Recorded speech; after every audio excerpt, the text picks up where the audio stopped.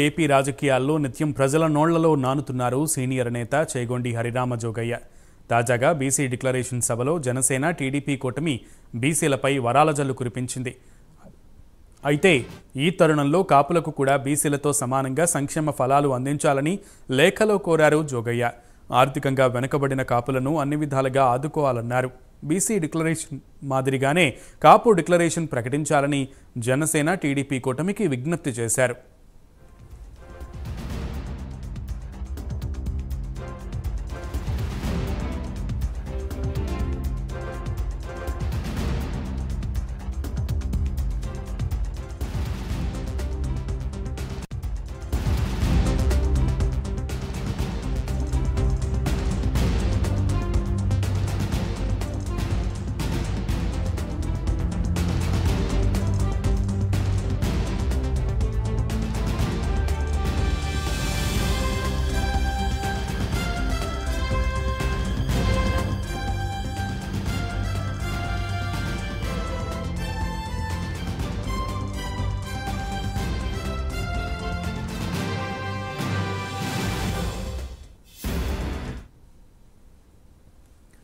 ఇక ఈ లేఖకు సంబంధించి మరిన్ని విషయాలు మా ప్రతినిధి రాంబాబు అందిస్తారు లైవ్లో. రాంబాబు. Thank you Sunil. నిన్న ఏదైతే మంగళగిరిలో జరిగిన బీసీ సదస్సు సంబంధించి ఏదైతే జనసేన తెలుగుదేశం కూటమి ఏర్పాటు చేసిన బీసీ సదస్సు చాలా సూపర్ సక్సెస్గా జరిగింది. దాంట్లో వీరిరువురు కూడా జనసేన తెలుగుదేశం పార్టీ కూటమి 11 అంశాలతో బీసీ డిక్లరేషన్ ప్రకటించారు. బీసీల కోసం న్యాయం చేస్తామంటూ 11 అంశాలు ప్రకటించారు. అది చాలా సంతోషదాయకం. అలాగే రాష్ట్ర జనాభాలో 25% ఉన్న కాపుల పరిస్థితి ఏంటి అంటూ కూడా ముద్రగడ్డ హరిరామ జోగయ్య లేఖాస్త్రాన్ని సంధించడం జరిగింది. ఇప్పటికైనా సరే రాష్ట్రంలో మొదటి నుంచి కూడా కాపులు అనేక ఇబ్బందులు పడుతున్నారు. రిజర్వేషన్ల కోసం గతంలో అనేక పోరాటాలు చేశారు.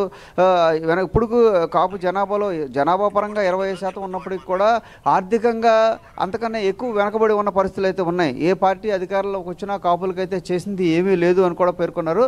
గతంలో కూడా కాపులు బీసీ రిజర్వేషన్ కోసం అనేక ఉద్యమాలు చేశారు. ఉద్యమాలు చేసిన ఫలితంగా కొంతవరకు జీవో నెంబర్ 30 రావటం, రాజశేఖర టైంలో జీవో నెంబర్ 30 వచ్చిన దాన్ని ఇంప్లిమెంటేషన్ చేయకపోవడం, తర్వాత ఎవరైతే ముద్రగడ పద్మనాభం చేసిన ఆందోళనలో దీక్షల నేపథ్యంగా దాన్ని చంద్రబాబు నాయుడు ప్రభుత్వం అసెంబ్లీలో ప్రవేశపెడతాం, దాన్ని కేంద్రానికి పంపడం, అది 9th షెడ్యూల్లో చేరిస్తే పూర్తిగా కాపులు బీసీలుగా పరిగణించబడేవారు. అప్పుడు అన్ని రకాలుగా ఉండేది. కానీ అక్కడ 9th షెడ్యూల్లో చేర్చకపోవటం ఇప్పటివరకు కూడా అన్ని ప్రభుత్వాలు కాపుల్ని వాడుకుని వదిలేసినట్టుగానే చూస్తున్నాయి. కానీ ఇప్పటికైనా సరే రేపు జనసేన తెలుగుదేశం ప్రభుత్వం ఏర్పడే ముందు వారికి బీసీ డిక్లరేషన్ ఏదైతే ప్రకటించారో కాపులకు సంబంధించి కూడా ఒక డిక్లరేషన్ అని ప్రకటించి కాపులు ఆర్థికంగా వెనకబడిన ఉన్న అందరినీ కూడా ఆదుకునే విధంగా ఈ డిక్లరేషన్ ఉండేటట్టుగా చర్యలు తీసుకోవాలి. నిన్న ప్రకటించిన అంశాలు బీసీలకు ఏ రకంగా మేలు చేస్తామని ఇరువురు నాయకులు ప్రకటించారు.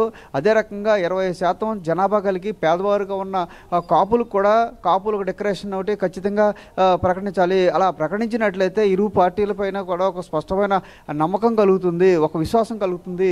ఆ రకంగా రేపు జరిగే ఎన్నికల్లో ఓట్ షేరింగ్ కూడా జరుగుతుంది. అప్పుడు ఖచ్చితంగా అధికారం రావడానికి జనసేన తెలుగుదేశం పార్టీ కూటమికి అవకాశం ఉంటుంది.